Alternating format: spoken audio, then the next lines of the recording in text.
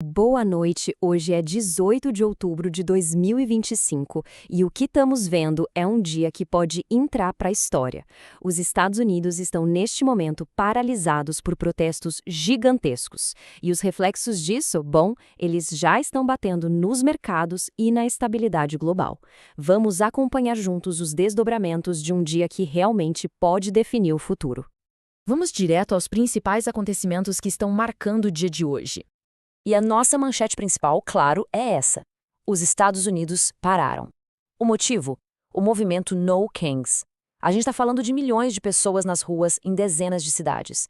Já se fala que este pode ser um dos maiores dias de manifestação política da história do país. Olha, para você ter uma ideia da dimensão disso, em junho agora, desse mesmo ano, o movimento já tinha batido um recorde, levando mais de 6 milhões de pessoas para as ruas. E a expectativa hoje é que esse número seja ainda maior. Isso mostra a força que essa mobilização ganhou. Mas, afinal, o que está levando tanta gente para a rua? As pautas são muito claras, sabe? Existe um debate profundo sobre o futuro da própria democracia, a defesa de direitos civis e, claro, uma reação muito forte contra a polarização e a concentração de poder. No fim das contas, é um reflexo direto da tensão política que o país vem escalando. E é óbvio que toda essa agitação nas ruas não fica só nas ruas, ela bate direto no coração da economia.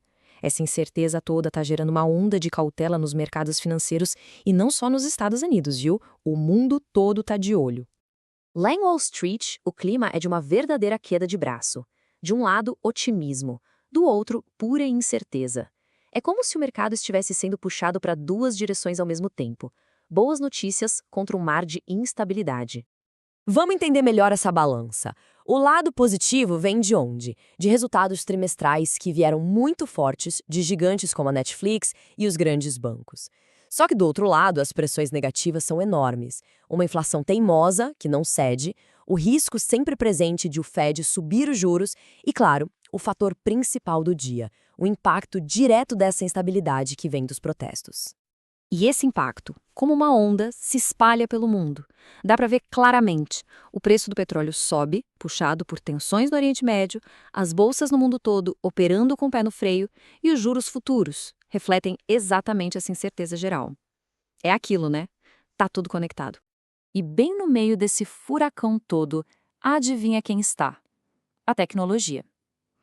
As plataformas digitais, que são justamente as ferramentas usadas para organizar esses protestos, agora se veem numa situação complicadíssima, tentando equilibrar a liberdade de expressão com segurança. Com a dimensão que as coisas tomaram, gigantes como o X e o Instagram tiveram que agir rápido. Eles não ficaram parados. Reforçaram as políticas de segurança, estão monitorando conteúdo que pode ser perigoso de forma muito mais intensa e até liberaram novas funções para tentar garantir que quem está protestando consiga se comunicar com segurança. E isso tudo levanta uma pergunta fundamental, né? Com esse volume absurdo de dados, de gente interagindo, será que a inteligência artificial é a resposta? Ela conseguiria garantir segurança e ética numa escala tão gigantesca? Pois é, a resposta não é nada simples. A verdade é que a IA tem duas caras. Por um lado, a gente vê cidades testando a tecnologia para melhorar serviços essenciais, como segurança pública, iluminação, mas, por outro, tem muitas ONGs alertando para os riscos, para os vieses que vêm embutidos nesses algoritmos. E o mais complicado, enquanto já existem ferramentas para combater deepfakes, por exemplo, a legislação para regular tudo isso, essa anda a passos de tartaruga. Agora, é fundamental a gente lembrar de uma coisa. Apesar de todos os holofotes estarem apontados para os Estados Unidos, o mundo não parou. Então, vamos dar uma olhada no cenário global para entender o quadro completo deste 18 de outubro.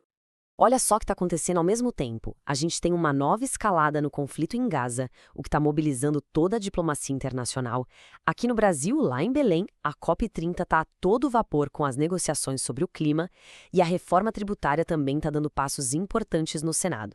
Ou seja, é um quebra-cabeça global bem complexo e os protestos nos Estados Unidos são uma peça-chave, mas não são a única. E é exatamente neste ponto que a gente precisa respirar fundo e dar um passo para trás, para tentar entender o significado mais profundo de tudo isso. Porque o dia de hoje, acredite, não é um evento isolado. Ele tem todo o potencial para ser um verdadeiro ponto de virada.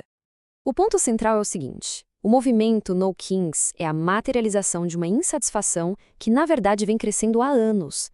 É uma desconfiança geral, sabe? Uma desconfiança com a concentração de poder, seja ele político, lá no governo, ou econômico, nas mãos das grandes corporações. E se a gente olhar para a história, vamos encontrar paralelos claros. Pensa na Marcha pelos Direitos Civis, lá nos anos 60, ou no Occupy Wall Street, em 2011. O movimento No Kings se encaixa perfeitamente nesse ciclo de grandes mobilizações que, de tempos em tempos, redesenham o mapa político e social dos Estados Unidos. Isso significa que as consequências do que estamos testemunhando hoje, bom, elas vão ser sentidas por muito tempo.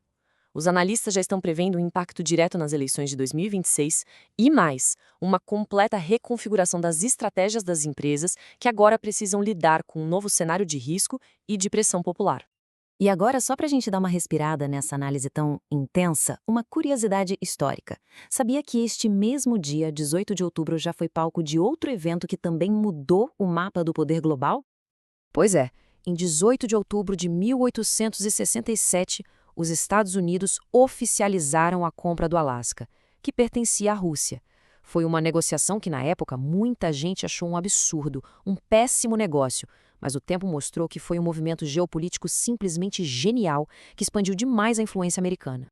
Então pense nisso. A compra do Alasca foi sobre uma redefinição de poder geopolítico entre nações. O que a gente vê hoje é uma tentativa de redefinir o poder popular de dentro para fora. O dia de hoje expõe uma fratura muito profunda na sociedade e está forçando todo mundo a reavaliar o conceito de poder. Não só nas ruas, mas dentro das salas de reunião das empresas e nos algoritmos das plataformas digitais. E a grande questão que fica no ar é essa. Daqui 50, 100 anos, como a história vai contar o que aconteceu neste 18 de outubro de 2025? Bom, a análise não para por aqui. A conversa continua e quem quiser aprofundar esse debate é só chegar na comunidade da Jornada do Conhecimento em Playing with AI. A gente agradece muito a companhia.